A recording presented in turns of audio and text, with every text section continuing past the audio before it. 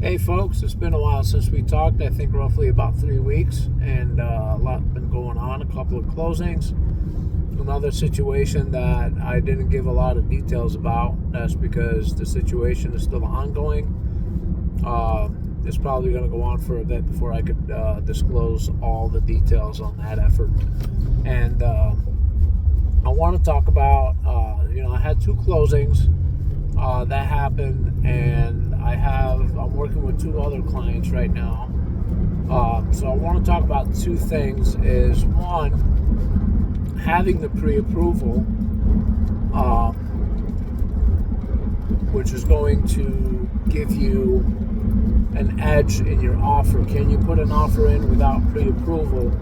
The answer is yes. Can you put an offer in without having cash on hand? Again, the answer is yes. Is it a good idea to do either of them? No, and also depending on the situation you're in. So on the pre-approval end, if you have a thing in the bank and you're just waiting for the pre-approval to come in itself, and the lender's fairly confident that you're going to get it, yeah, go ahead and put in an offer, because usually your pre-approval comes in a day or two if you got good credit and everything. And you put in the offer, we're getting this pre-approval in a couple of days. You can make it contingent on that as well, and then move on from there. So, scary moment. The other one is cash on hand because of a situation that I'm going through right now. Can you put an offer in if you don't have cash on hand? And the answer again is yes, but you got to remember that you have an earnest money deposit that's going to come due usually within 2 to 3 business days of the offer being accepted. If you don't have the money to put the earnest money deposit down, are you going to get the house? No, you're probably going to get backed out. You might get sued depending on the people, on the sellers. Isn't earnest money deposit required? The answer again is no, but as I explain it to my buyers, is that an earnest money deposit makes you commit to that offer, because now you are vested in the offer. So take, for example, Christmas is coming around. You're going to have a lot of people going out, putting money on things and go on layaway. Guess what? Yeah, they're going to put that thing on the side for you until you pay it off and then give it to you, right? So that's the same way with closing on the house. However, if you don't pay for it, they get to keep the item, and then you disappear. After 30 days, it goes back on the rack. So it's a commitment. Nobody's going to put anything on layaway for you unless you know that person, or they're being really nice, without some kind of a deposit. So that's what the EMD is, all right? It's a in-faith deposit that you are committing to this contract that you are signing. And if you don't have cash on hand to do it, you ain't going to do it. The other thing is, once an offer gets accepted, you do have the money to put an EMD down. The inspection is usually due immediately after. Depending on the contract and how it's written, anywhere between 1 to 4 days, maybe 5 days to do an inspection, depending on how busy the inspector is or whatever the case. Our turnaround time could be 2 days, could be 1 day, could be 3 days. And then once the inspection is done, you have your discovery period. Well, that's your discovery period, and then you got to answer to that.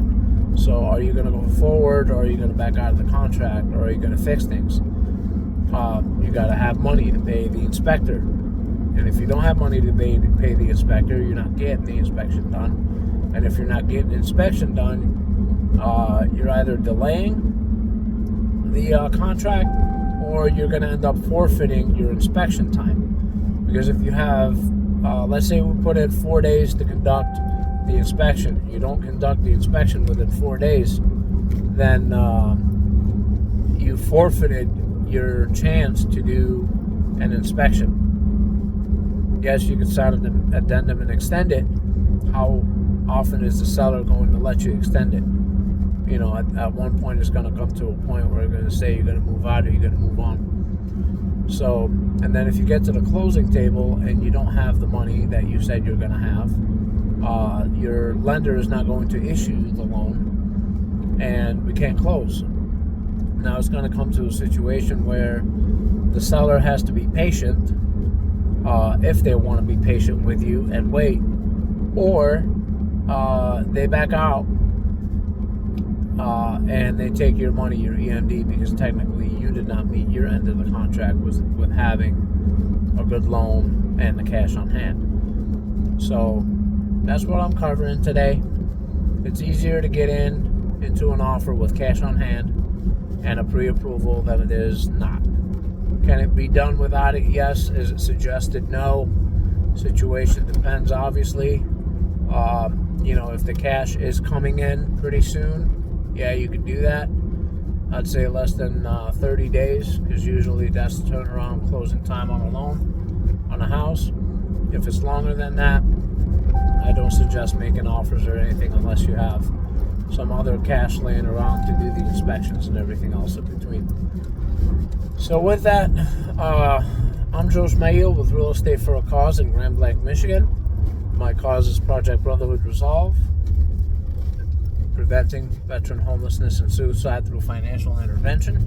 I do 10% of my commissions directly to the nonprofit before I do anything else with it. Give me a call, 810-674-3736. Check out my new website, joeclose.com, or send me an email, josephg@joeclose.com. With that, enjoy the rest of your day, folks. Stay warm. Stay ahead of the sicknesses, the illnesses, and the flus and all that. Get yourself some local honey. And as always, God bless.